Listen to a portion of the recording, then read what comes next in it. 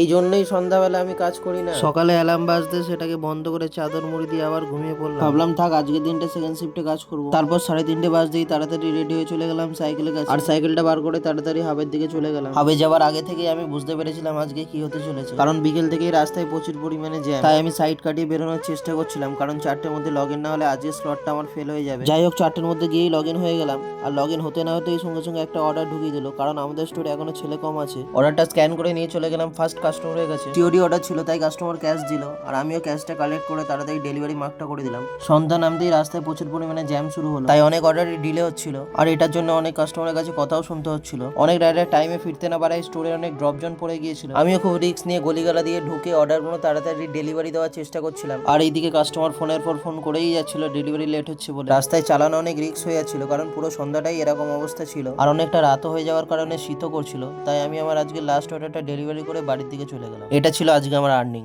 Subscribe.